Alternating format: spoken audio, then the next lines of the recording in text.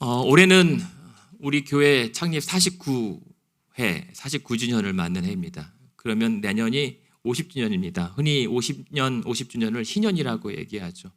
그래서 우리가 누차 말씀드렸던 것처럼 올해는 사실 올해도 중요하지만 희년 준비의 해입니다. 하나님의 정말 더 새롭게 하시고 놀랍게 하실 그 지금도 크지만 더 큰 은혜를 기대하며 올해를 시작하는데요. 오늘 그런 부분에서 오늘 본문은 마태복음 이제 4장 12절부터 사실 읽지 않았지만 5장 25절까지의 본문입니다.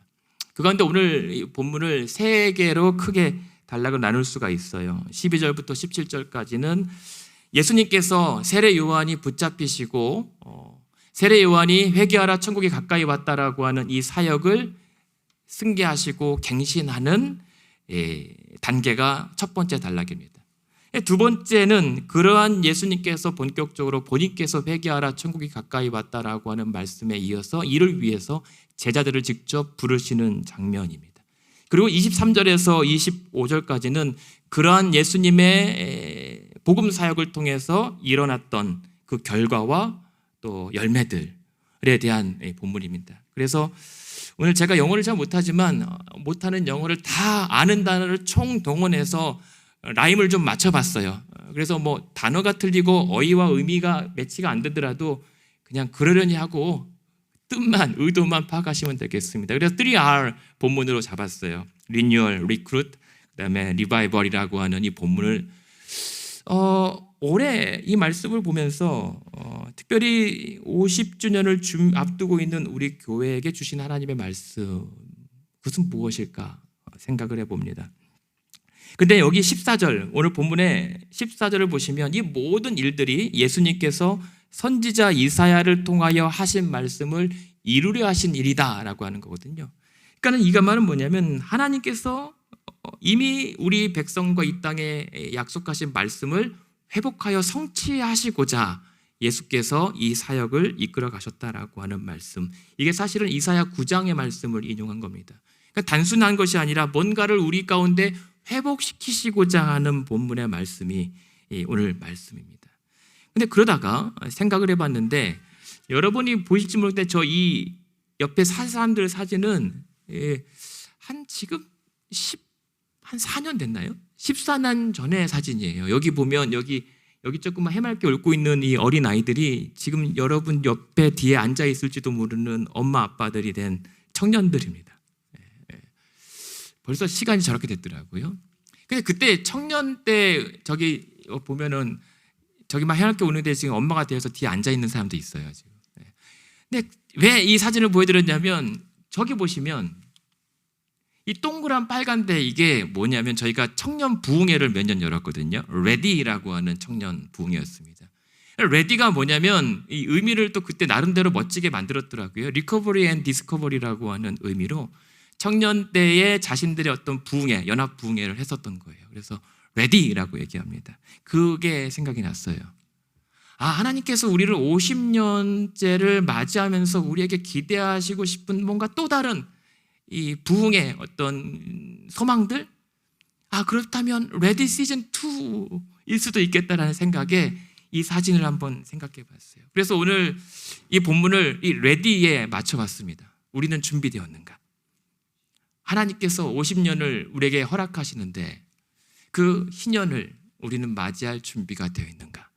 그렇다면 오늘 우리가 그것을 위해서 하나님이 하실 일을 위해서 무엇을 준비하고 무엇을 회복해야 될 것인가? 그래서 첫 번째는 회복할 것이 있다라고 하는 말씀을 오늘 본문 가운데 주세요. 무슨 말씀이냐면 지금 예수님께서 4장 17절에 보면 회개하라 천국이 가까이 왔다라고 하는 이 말씀을 하시면서 갈릴리 그 근방을 계속 다니시면서 말씀하시거든요. 그러면서 어떤 일이 있어요? 16절 읽어드릴게요. 흑암에 앉은 백성이 큰 빛을 보았고 사망의 땅과 그늘에 앉은 자들에게 빛이 비치었다라고 하면서 그 사망의 땅과 그늘에 갇혀 어두운 자들에게 그 광명의 빛이 그 구원의 빛을 쬐어서 그들의 생명을 건지셨다라고 하는 이 사역이 지금 예수로부터 복음의 사역으로부터 일어났던 겁니다. 그래요. 예수님께서 하신 것은 기적과 능력이 아니라 복음이었어요. 복음을 우리에게 전하시고 우리를 구원하시고자 하는 그 복음의 사역이 우리에게도 우리를 교회로 부르신 그 원래 목적을 회복하고 이어나가야 된다는 말씀이죠. 이를 위해서 예수님께서 이 복음 사역을 위해서 중점적으로 하셨던 일들이 무엇입니까? 23절에 보십시오. 23절에 보면 예수께서 온 갈릴리에 두루 다니사 그들의 회당에서 가르치시며 천국 복음을 전파하시며 백성 중에 모든 병과 모든 약한 것을 고치셨다라고 하는 겁니다. 예수님께서 천국 복음 사역을 위해서 하셨던 것은 세 가지로 요약이 돼요. 가르치고 전파하고 치유하셨어요. 그것을 우리 교회에 어떠한 말로 이 사명을 주셨죠? 선교하고 교육하고 봉사하는 것. 그것이 바로 우리 교회에 허락하신 사명이었단 말입니다. 그게 어렵다고 외우시기 힘드시다면 그냥 앞글자만 따서 뭐라고요? 선교봉에 올라가면 돼요.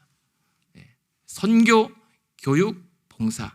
그것이 바로 다름 아니라 우리 교회만의 특성이 아니라 예수께서 이미 그때 천국 복음을 전하셨을 때 취하셨던 세 가지 길이었다는 겁니다. 이러한 3대 사역이 우리 안에서 회복되기를 소망합니다. 그랬을 때 어떠한 결과가 나옵니까? 24절, 25절에 보면 그의 소문이 온 수리아에 퍼집니다. 레질런스, 탄력이 붙어요. 그 사역과 이 천국 복음에 이 탄력이 붙어서 금세 소문이 퍼집니다. 두 번째는 뭐죠? 사람들이 그 소문을 듣고 온갖 앓는 자, 병에 걸려 고통하는 자, 귀신 들린 자, 간질당한 자, 중풍병자들, 이 사람만 저 사람이 아니라 모든 주의 도우심이 필요한 자들이 다 서로 사람들을 데려오게 됩니다. 그러한 전도가 회복이 되고 사역들이 회복되는 것이 결과로 나타나고 마지막에 25절에 보면 어떻게 합니까? 결국엔 갈릴리아와 데가볼리아와 예루살렘과 유다와 온 요단강 건너편에서 수많은 무리가 주께로 나오게 되는 부흥이 일어나게 되는 거죠.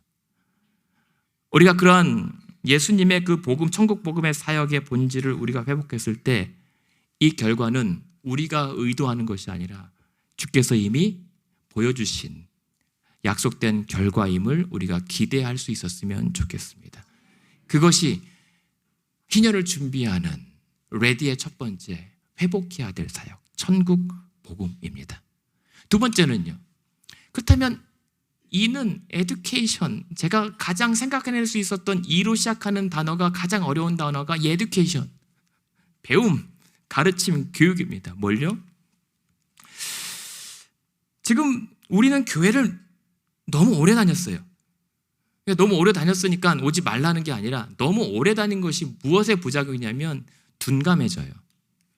내가 예수를 어떻게 믿게 되었는가, 하나님으로부터 어떠한 은혜를 내가 받아야만 했었는가를 이제 너무 익숙하다 보니까 그냥 하나님 이제 주시려면 주시고 말라면 마십시오라고 하는 그 무뎌짐에 노출되어 있단 말입니다. 그래서 우리는 필요해요. 우리 성도들이 어떻게 구원을 받고 하나님의 은혜로 우리가 어떻게 이끌림을 받아야 되는지 영적 각성이 필요합니다. 왜 그러냐면 우리는 저가 이 자리에 목사라고 서 있지만 저는 보장된 사람이라고 착각하기 쉽습니다. 그러나 저 같은 목사가 더 위험하거든요. 무슨 말이냐면 자주 말씀드립니다. 교회를 다닌다고 다 되는 게 아니에요. 내가 직분을 맡았다고 구원받았다라고 내 하나님이 아니라 내가 판단하면 안 되는 거예요. 칼빈이 말했던 것처럼 믿음 없이 또 우린 뜨거울 수 있단 말입니다. 예수 그리스도의 구원의 은혜와 감격과 상관없이 우리는 열정적으로 주의 일을 할 수가 있단 말입니다. 그러나 베드로도 그랬어요. 베드로를 예수님께서 오늘 본문에 그냥 너 이리 나 따라와라, 사람 낚는 어부가 되게 하겠다라고 해서 그물을 버려두고 쫓아간 게 아니에요. 사실은 베드로는 누가복음 5장에 보면 처음에 예수님에 대해서 소문을 익히 알았어요. 그런데도 예수님이 오셨다는데 거들떠보지도 않습니다. 근데 예수님이 바로 옆에서 설교하시는데도 거들떠보지도 않아요. 자기 일이 바쁘거든요. 그게 놀라운 건 뭐냐면 얼마 전에 자기 장모님의 열병을 고쳐주셨던 분이 바로 옆에 나타나셨는데 아는 척도 안 해요. 자기 밤새 피곤하다고. 그러니까 알긴 아는데 내 안에서 어떤 반응과 감흥과 변화가 일어나지 않는 단계가 우리 단계일 수가 있다는 거예요. 어릴 때부터 모태신앙으로 교회를 다녔고 하나님에 대해서 성경에 대해서 잘 들었지만 그게 나와 어떠한 관련이 있는지를 잘 무감할 때가 있단 말입니다. 그것은 구원의 단계가 아니에요. 아니, 부르시고 있는 그 단계에 내가 직접 그 구원에 대한 확신까지 이어질 수 있는 단계는 아닙니다. 그냥 입소문 단계예요. 그런데 그 베드로가 언제 각성이 일어나냐면 두 번째 단계죠. 만남입니다. 언제 어디서 만나요? 깊은 바다, 어둠, 피곤한 가운데. 밤새 수고를 했는데 빈 그물만 계속 걷어 올렸을 때 그 깊은 바다로 찾아와 주셔서 그곳에 그물을 던지라셨던 주님을 만났을 때 그제서야 내가 알고 있었던 예수가 사실은 전혀 다른, 내가 기대했던 것과는 전혀 차원이 다른 분이시다라고 하는 만남의 단계가 일어났을 때 그제서야 베드로가 깨닫게 돼요. 근데 거기서 끝나는 게 아닙니다. 그 다음에 어떤 변화가 일어나냐면 그 주님 앞에 만남과 그 임재를 경험했을 때 베드로가 고백한 게 있어요.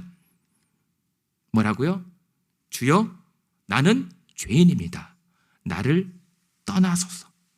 이러한 고백이 있을 때에 그제서야 내가 구원에 이룰 수 있는 믿음을 가졌다라고 할 수가 있는 거예요. 여러분, 오늘 저와 여러분은 하나님 앞에 자존감을 깎으라는 것이 아니라 이사야가 얘기했던 것처럼 버러지 같은 야고바라고 자책하는 게 아니라 그러한 죄인을, 나 같은 죄인을 오늘도 일으켜 세워 구원받게 하신 그 하나님 앞에 구원받은 죄인임을 고백할 수 있는 자들이어야 합니다. 이 땅에는 두 가지 인류가 있다고 누군가의 말씀을 인용했죠. 두 가지 인류요. 구원받은 죄인과 구원받지 못한 죄인이 있는 겁니다. 그 중에 하필이면 하필이면 여러분을 하나님께서 택하여 줘서 구원받은 죄인으로 살게 하셨다는 사실. 저 여러분이 정말 하나님 앞에 구원받았다라고 인정하고 믿으신다면 오늘도 이 하나님 앞에, 제 앞이 아니라 하나님 앞에 오늘도 나 같은 자를 살려주신 은혜에 감사할 수 있는 구원받은 죄인의 심경으로 겸손히 예배드릴 수 있어야 되는 거죠. 그러한 깨우침, 그러한 배움, 그런 각성이 있어야 됩니다. 그랬을 때 어떠한 변화가 일어나냐면 에비던스가 있어야 돼요. 여러분의 믿음이 정말 구원받은 믿음인지를 확인할 수 있다면 회심의 변질이라고 한 책을 제가 가끔 인용해 드렸지만 세 가지 여러분의 삶과 믿음에 변화가 일어났는가? Believe. 내 믿음이 이전과 뭔가 달라졌는가? 그냥 막연히 예수를 아는 것과 정말 예수가 아니면 안 되는 절박함으로 내가 예수를 믿고 있는가? 구원받는 믿음이 어떻게 다르냐면요, 예수 믿으면 천국 간대로 믿는 게 아니에요. 예수 믿으면 천국, 이게 공식적인 믿음이 아니에요. 그거는 구원 이루는 믿음 아니에요. 그냥 아는 거예요. 근데 정말 그 구원받는 믿음은 오늘도 내가 예수님이 아니면 안 됩니다라고 처절하고 절박하게 매달릴 수 있어야 그것이 구원에 이르는 믿음입니다. 여러분, 그냥 입술로 되뇌인다라고 그러면 된다라고 하는 것에 익숙해져서 그러는데 그 말은 우리의 중심에서, 심장에서 끌어오는 고백으로 주님 아니면 안 됩니다라고 고백할 수 있는 것이 구원에 이르는 믿음이에요. 여러분, 예수 믿으면 천국 간대, 이거 아니에요. 그런 믿음에 정말 깊은 변화의 증거가 있는가? 두 번째는 그럴 때 뭐가 바뀌죠? 소속이 바뀌어요. 빌롱잉, 내가 어디에 속해 있는 자인가? 하늘에 속한 자인가? 땅에 속한 자인가? 내가 사람의 메인 자인가? 내가 주께 메인 자인가? 여러분의 정체성의 변화가 일어납니다. 그랬을 때 세 번째 증거는 무엇이죠? 여러분의 행동과 삶이 바뀌게 돼 있어요.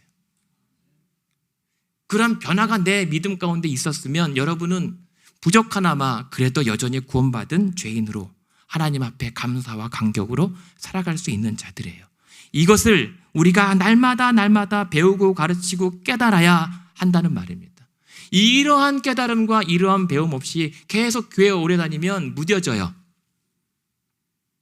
저 같은 사람이 강단에 오르는 게 그냥 쉬워집니다. 두려워해야 돼요. 지금도 이 자리에 서는 것을 제가 두려움 없이 선다면 내려가야 돼요. 그러나 저뿐만이 아니라 여러분도 매일 일상적으로 주일 되면 교회 오는 것처럼 여러분 앉아있는 이 자리가 당연하다고 여기시면 안 돼요. 하나님께서 오늘도 하늘의 은혜로 여러분들의 죄를 가려주지 아니하시면 도무지 용납받을 수 없는 이 예배 자리가 어떤 사람은 얻고 싶어도 얻지 못하는 자리고, 예수께서 나를 구원해 주지 못해서 안고 싶어도 안 줄 수 없는 자리, 그러나 특별한 은혜로 여러분에게 허락된 자리란 말입니다. 감사하고 귀히 여기실 수가 있어야 돼요.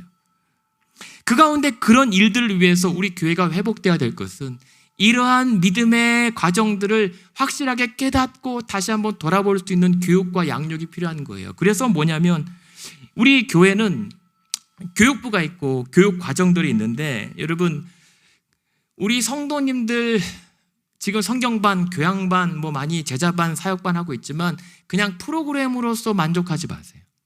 나 이거 이수했다라고 하는 것이라 평생 우리는 하나님 말씀 앞에 그렇게 계속 끊임없이 반복적으로 우리 자신을 세울 수 있는 자들이 되어야 됩니다. 안 그러면 교만해져요. 안 그러면 실족해져요. 저 같은 사람은 더 위험해요.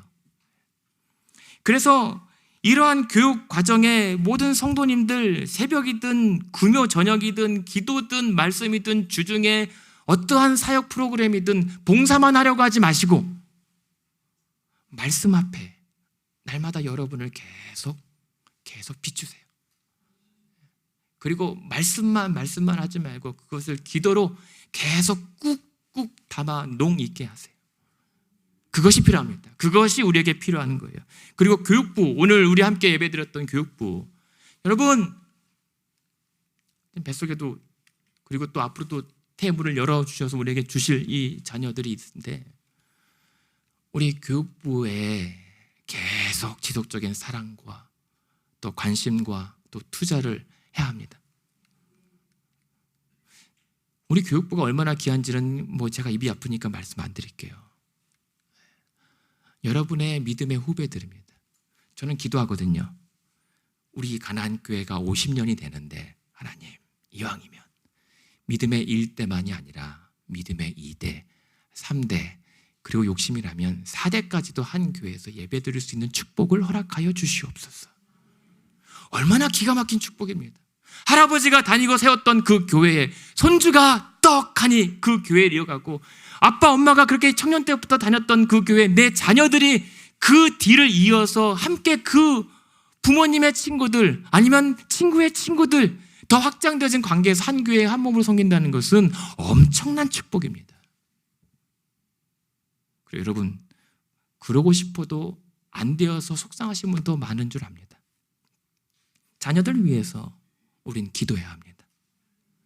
자녀들이 그래도 어디든 흩어져서 신앙생활 한다면 감사하죠. 근데 그 자녀의 구원의 문제를 위해서, 내 사랑하는 자녀의 문제, 손주의 구원의 문제를 위해서 함께 기도할 수 있는 그러한 교회 되기를 소망합니다. 여러분, 그리고 잘 아시겠지만 그런 함께 우리 예배 드릴 때 우리 교육부 얘기 나왔으니까, 우리가 이렇게 예배를 같이 시작하는 게 지난주에도 말씀드렸지만 우리 앞선 훌륭한 신앙 선배님들의 예배 드리는 뒷모습 보고 자라게 하기 위함이에요. 근데 이 아이들이 다 보더라고요. 그리고 다 알더라고요. 그런데 말을 안 해요. 본인들이 보고 들은 거를. 근데 어느 날 저희 아이가 한 거 아니에요. 저희 아이가 저한테 고소하진 않았어요. 저희 아이들은 오히려 말 안 해요. 근데 교육부에서 얘기해도 되죠? 교육부 목사님도 안 계시니까. 한 아이가 물어봤대요. 왜 어른들 찬양 안 해요? 본인들이 봤을 때는 신기하거든요. 이게 하루 이틀 보는 게 아니라 계속 반복되니까 안 해도 되나 보다라고 생각하는 거죠. 여러분, 우리 아이들 교육부를 위해서 가장 좋은 것을 물려주고 교육하는 것은 우리의 있는 그대로의 모습을 가르쳐주는 거예요. 보여주는 거예요. 함께 하나님을 예배하고 기뻐 찬양하며, 내 옆에 엄마 아빠가 왜 울고 있는가, 왜 집에서는 그렇게 씩씩하더니 왜 하나님 앞에서만큼은 그렇게 처절하게 애통해 하는가. 이거요, 우리 아이들이 지금은 이미지만 남겨놓는데요, 자신들이 그렇게 통곡하고 애통해하고 싶을 때 라고 깨닫게 하시는 성령의 타이밍이 있단 말입니다. 그 타이밍이 그 여러분의 자녀들을 평생 안 놓쳐요. 아니, 그래서 이 하나님의 손으로부터 이탈하지 못하게 만들어요. 지금의 이 한 장면이. 지금 말 안 듣는다고요? 지금 신앙생활 잘 못한다고요? 괜찮아요. 언젠간 그 타이밍에 돌아와요. 증거가 여기 있잖아요. 그것도 목사가 돼갖고 여기 서 있잖아요. 여러분, 여러분의 자녀들, 우리 교육부를 향한, 여러분 막 다음 세대 교회, 이민교회 기도하잖아요. 멀리 가지 않고 애써서 뭐 어려울 거 없어요. 그냥 우리에게 보여주신 교육부, 우리 자녀들 다음 세대를 위해서 기도하고 함께 예비하며 지나가며 아이들에게 손잡아주면서 축복해주면 우린 다음 세대 사역 성공하는 거예요. 그것이 우리가 올해 더 힘써야 될 부분입니다. 네. 예. 세 번째는, 그래서 그것을 위해서 우리가 더 오래 힘써야 될 것은 attention입니다. 이것도 제가 생각해낼 수 있는 최선의 단어였어요. 집중이죠. 뭐에 집중해야 한다고요? 본질이요. 우리는 본질 얘기하는데 실상은 우리가 비본질적인 것에 본질이라고 착각할 때가 많은데, 여러분 아까 말씀드렸던 것처럼 이 본질이 무엇입니까? 정말 신앙생활하는 이유가 무엇입니까? 왜 우리가 오늘 교회에 나옵니까? 신년 연합 주일이니까 문화적인 차원으로 나온다고요? 아니죠. 우리가 주님 앞에 설 때마다 내가 얼마나 추악한 죄인인지, 다시금 주님을 따를 수밖에 없는 자임을 다시 한번 자각하고 각성하는 거예요. 그게 집중해야 할 거예요. 우리 자신에게 집중한다는 것은 하나님 앞에 나를 다시 한번 내세워 보자는 거예요. 생각해 보세요. 오늘 본문에 보면 예수님께서 베드로와 시몬에게 나를 따라와라 라고 했더니 사람 낚는 어부가 되게 하겠더니 이 사람들이 떡하고 곧 그물을 버려두고 따라갔어요. 그 말 한마디에 그렇게 모든 걸 버려둘 수가 있을까요? 야고보와 요한도 야, 너 나 따라와라 했더니 아버지와 배를 뒤로 하고 바로 그 자리에 예수를 따라가요. 그때 당시엔 이것은 배은방덕한 겁니다. 아버지를 뒤에 두고 따라가다니. 그물을 버려두고 라고 하는 말은 자신들의 그 앞날에 보장된 미래를 버리겠다는 거예요. 근데 예수님이 나 따라오라고 했는데 한마디에 어떻게 그렇게 대번에 반응할 수 있죠? 무슨 일이 있었다고요? 그 사이에 생략된 사건이, 대표적인 사례가 무엇입니까?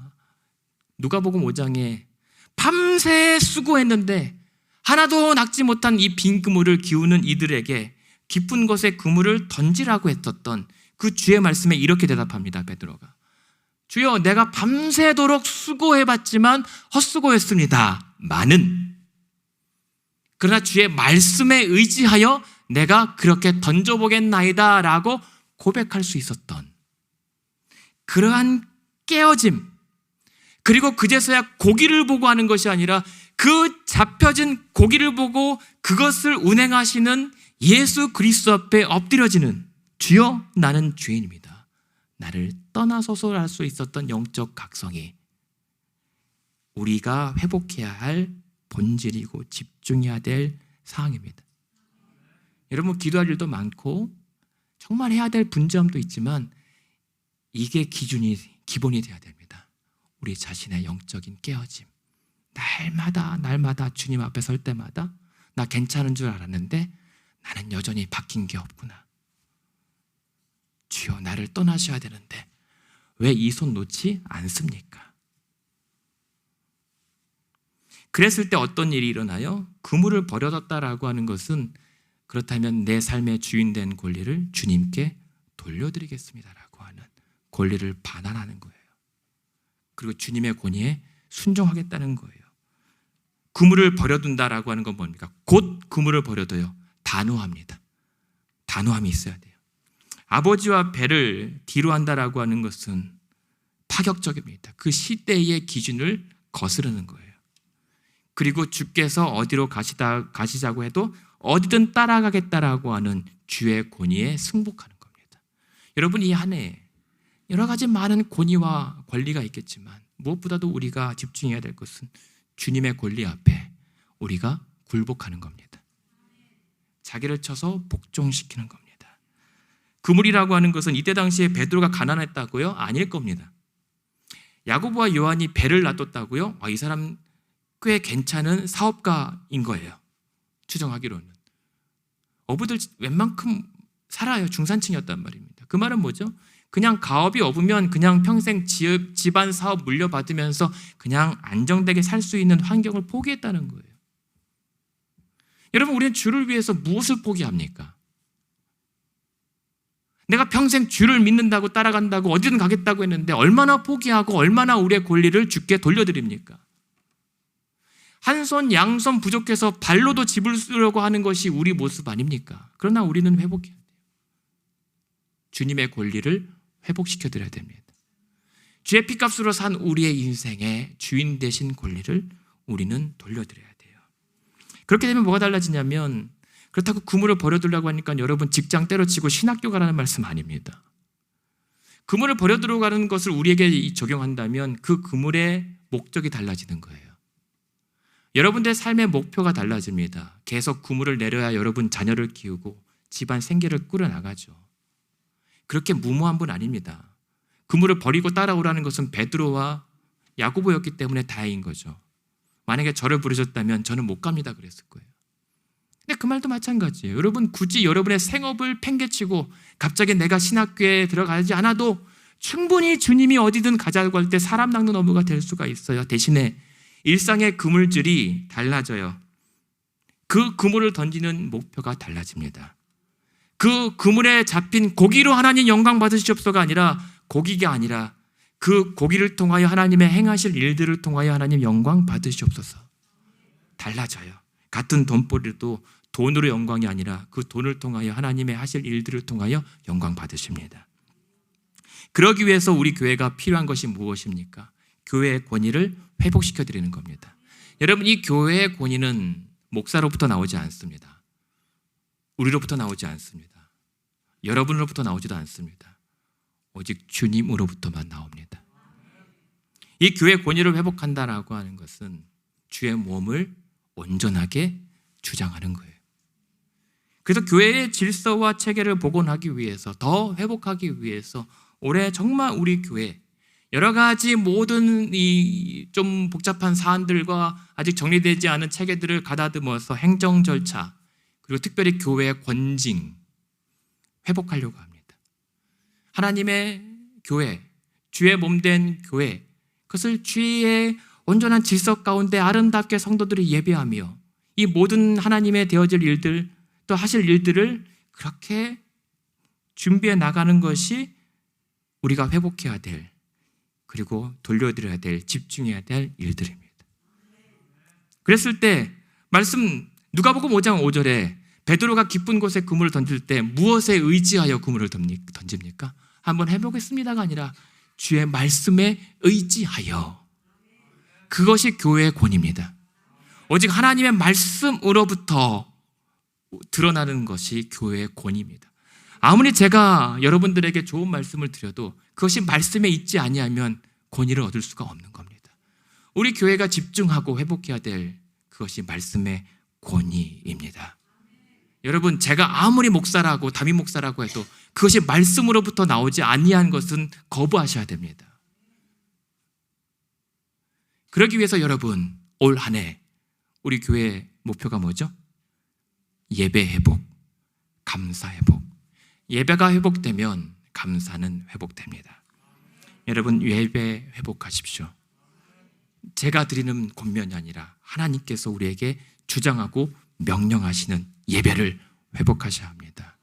여러분, 혹시 간혹 가다가 그런 일이 있어요. 하나님 앞에 너무 제가 부끄럽고 죄스러워서 예배 드리기 너무 부끄러운 죄인의 심경으로 눈물만 흘릴 때 있어요. 괜찮아요. 왜냐하면 그러한 모습 그대로 나오길 원하시니까. 그런데 여러분, 간혹 가다가 이해합니다. 그러한 연약함과 그러한 죄됨이 하나님 앞에 너무 부끄러워서 때로는 성찬에 참여하지 못할 수 있습니다. 그런데 여러분, 아셔야 됩니다. 성찬은, 그 권위는 하나님으로부터 나오는 거예요. 성찬을 주시는 이는 하나님이십니다. 그 성찬의 주인은 예수님이십니다.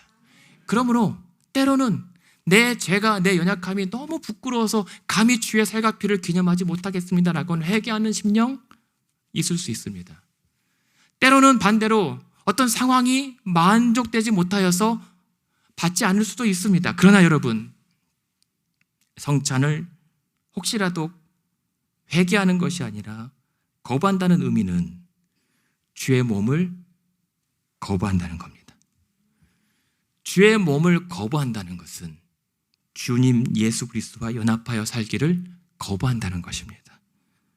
그래서 이 의미를 좀 아시고 앞으로 회개할 때라도 교회는 그렇게 권면합니다.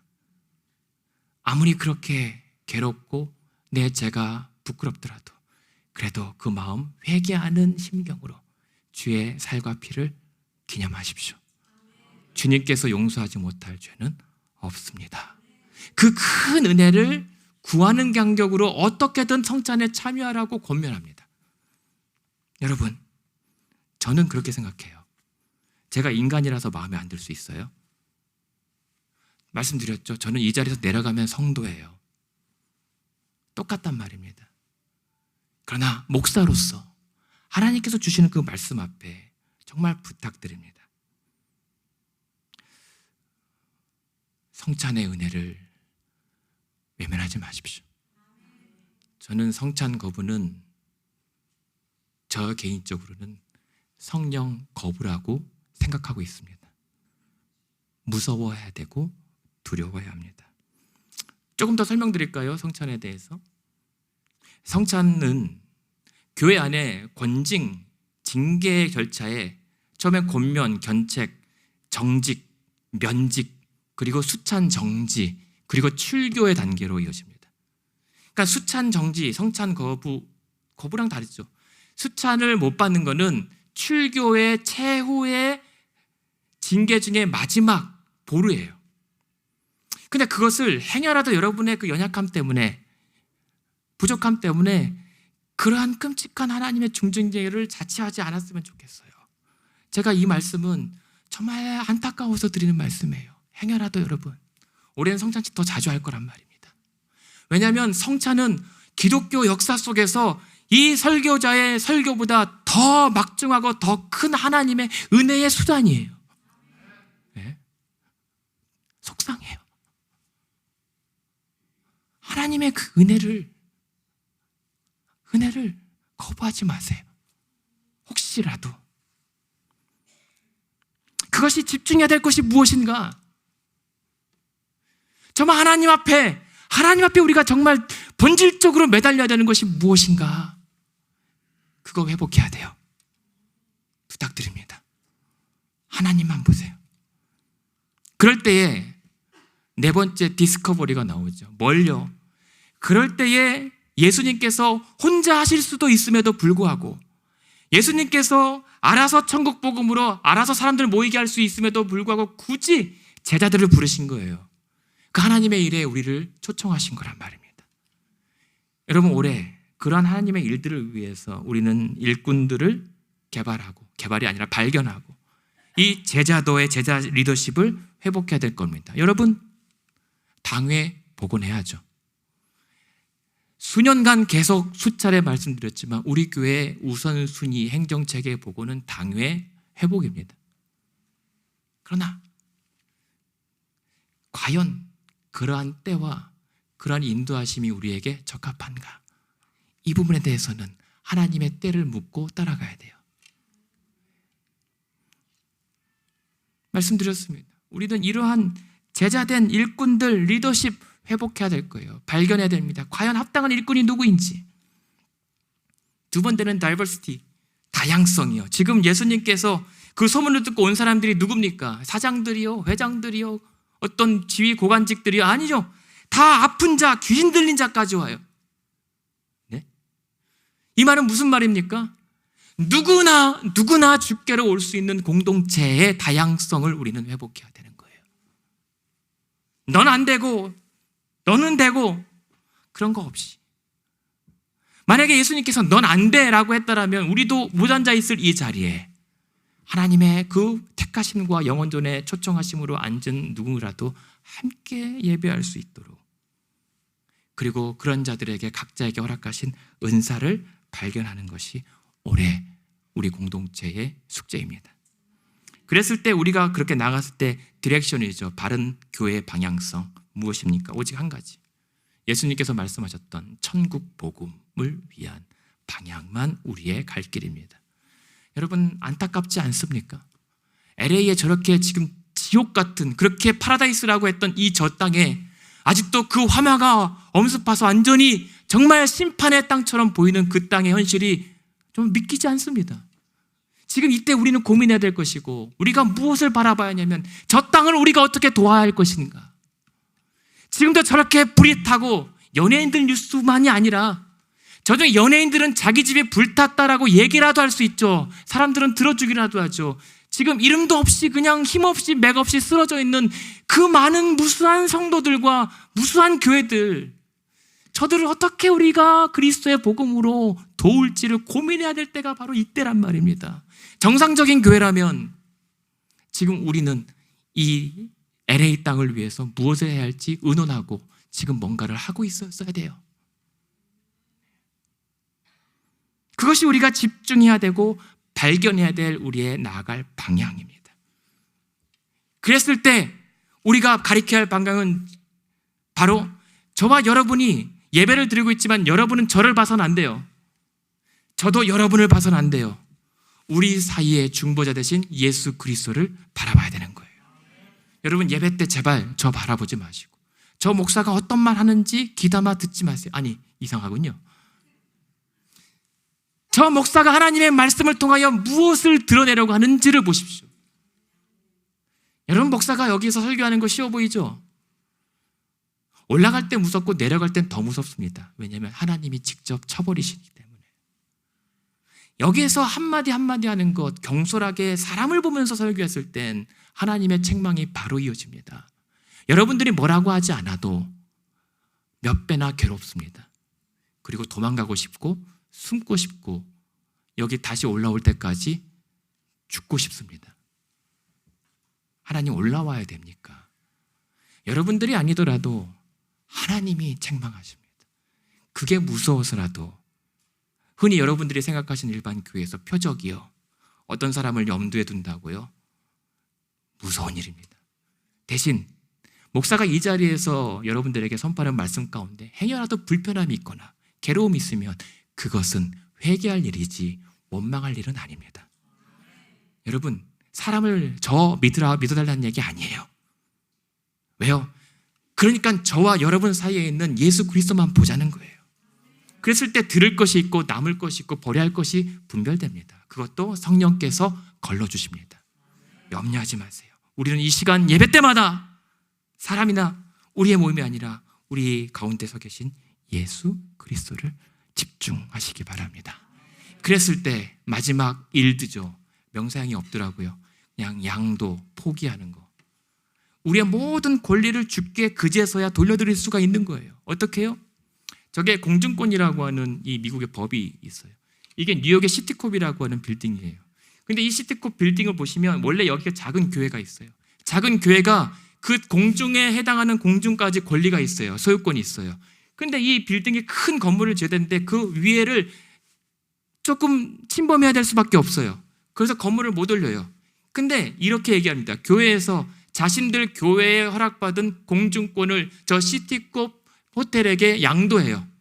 그 조건으로 이 회사에서 자신의 교회를 이렇게 아름답게 지어주고 그 빌딩과 교회가 아름답게 조화로울 수 있도록 더 멋진 명소로 지어주게 된 거예요. 저게 공중권입니다. 저는 왜 이 말씀을 드리냐면 여러분 우리 성도들의 권리, 우리 교회의 고난도 양도해야 합니다. 이 교회의 고난을 다 하나님께 양도해야 합니다. 그럴 때 우리가 아니라 하나님께서 더 아름답고 기가 막히게 아름답게 세워가실 것이기 때문입니다.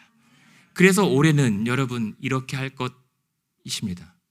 우리의 모든 교회 행정적인 권리도 위탁하려고 합니다. 이제는 교회 내교 어떤 행정체계가 불만이고 조금 엉성하고 빈틈이 있는 것에 신경과 시간을 빼앗겨서는 안 됩니다. 그래서 어느 정말 우리가 믿을 만한 교단에 우리의 교회를 위탁하고 우리가 집중해야 될 것은 복음의 사역, 예배 회복, 여러분 성도 개개인의, 여러분 그러지 않으세요? 세상도 난리고 가족도 난리고 남편도 난린데 그 답답한 속을 어디 앞에서 통곡하며 통회하면서 하나님 앞에 울 수 있단 말입니까? 이 자리예요. 여러분이 앉아있는 이 교회만큼은 세상과 구별되어 거룩하여 하나님 함께 마음껏 눈물을 흘리면서 은혜를 구원할 수 있는, 위로받을 수 있는 안식처가 되어야 되는데, 그냥 그 유일한 세상에서 한 곳을 허락받았는데 그 한 곳마저 자꾸만 올 때마다 스트레스를 더 받게 된다면, 교회라도 여러분들의 스트레스를 조금 내려놓고 오직 하나님만 집중할 수 있는 자리여야 되는데, 오히려 교회가 더 스트레스가 된다면 하나님께서 더 스트레스 받죠. 그래서 그냥 교회 제가 안 잡아 먹을 테니까, 교단 가입하면요, 여러분들 저 목사 마음에 안 들면 뭐 잘못하면 거기다 고소할 수 있어요.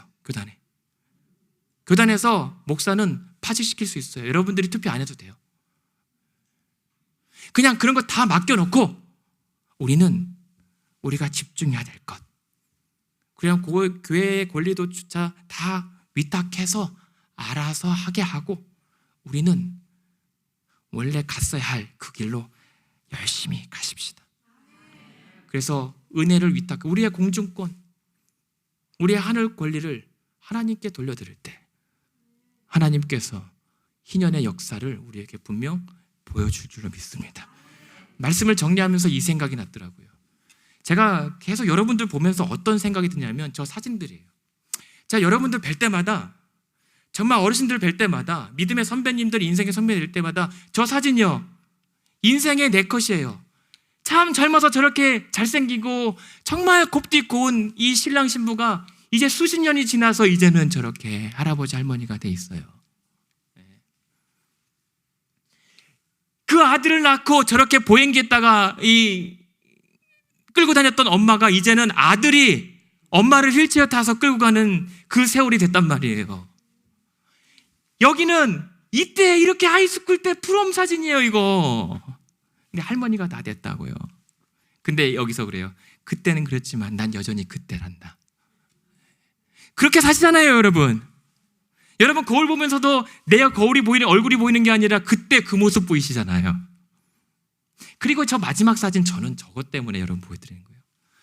50년 전에 저들이 20대 때, 청춘 때 어디 유명한 곳에 놀러 갔던 내 친구가 50년이 지나서 같은 곳을 같은 옷 입고 저렇게 사진을 찍은 거예요. 근데 저는 저게 너무 가슴이 아프다는 거예요. 왜냐면 여러분의 인생이 보이니까, 여러분의 삶이 보이니까. 우린 다 저렇게 돼야 되고 저렇게 웃는 모습이면 좋겠는데, 그러다가 제가 몇 가지 사진을 가진 게 있어요. 저분이 누군지 아십니까? 우리 교회의 창립 멤버신 원로 장로님이세요. 최영영 장로님이세요.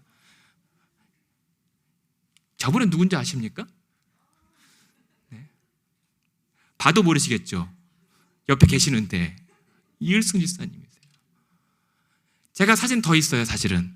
근데 내가 그 옛날에 올람 파병 사진도 있고요. 우리 권사님들 아기 안고 있는 사진도 있고요. 막 그때 결혼 사진 우리 40주년 때 기념할 때 줬던 사진 몇 개 찍어놨거든요. 다 찾다가 오늘 밤새고 교회 못 나오겠더라고요. 여기서 멈췄어요. 제가 왜 말씀드리냐면, 여러분 저런 때가 있단 말입니다. 그리고 이게 40주년 때의 모습이에요. 이제 10년 정도 됐을 때의 모습이에요. 우리 모습. 여러분 여기에 계신 분도 있어요. 근데 지금 몇 년이나 안 계신 분도 있어요.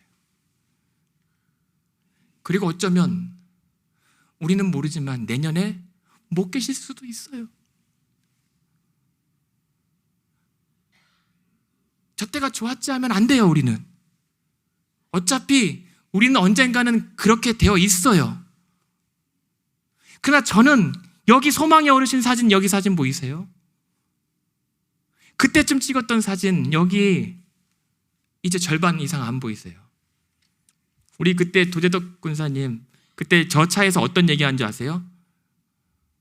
80은 처녀요 이랬어요. 네. 근데 지금 그러실 분들은 이제 지금 언니예요. 이제 제가 속상한 거는 어디 계신지 몰라요. 나머지 분들은. 근데 그래도 그래도 우리 소망의 어르신들을 기억하는 건 저렇게 환하게 웃었던 모습. 저는 우리 성도님들이 언젠가는 우리가 맞줘야 될 인생에서의 모습이겠지만 마지막까지 저렇게 환하게 웃었으면 좋겠어요. 그러면서도 너무 염려하지 마세요. 이 교회. 이때가 전순평 장로님 댁에서 매년 우리 크리스마스 파티 할 때 여기 앉아있는 사람들이 그때 겨우겨우 있었던 사람들이에요. 그리고 그 다음 세대들이 저 끝에 보면 쟤네들요. 지금 쟤네들 막 이렇게 하고 막 준이 선글라스 끼고 저렇게 하고 있는 거예요. 그 아이들이 아까 여러분 자리에 앉았던 아이들이에요. 그래서 쟤네들이 어떤 애들인 줄 아세요? 소리 좀 키워주시면 되겠습니다.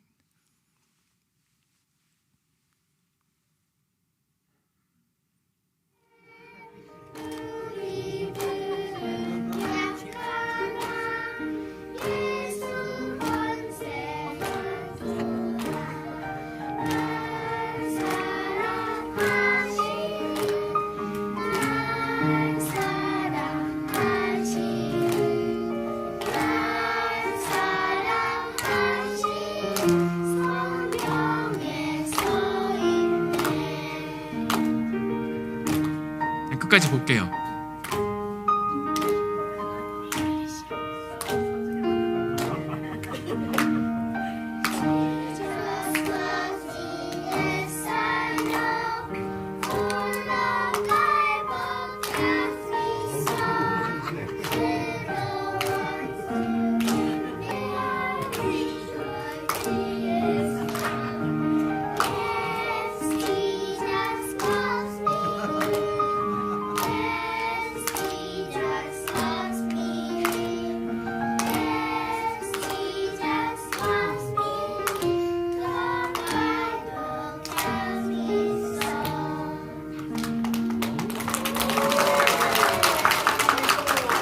여러분 저 아이들이 어떻게 된 줄 아십니까? 이렇게 잘 크고 있어요. 그리고 더 많아요. 숫자를 말씀드리는 게 아니에요.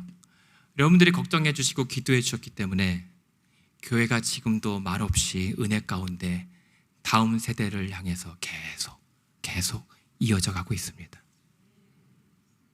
하나님께서 하고 계세요. 그러므로 우리가 오늘도 50주년을 앞두고 이 한 해를 살아드릴 때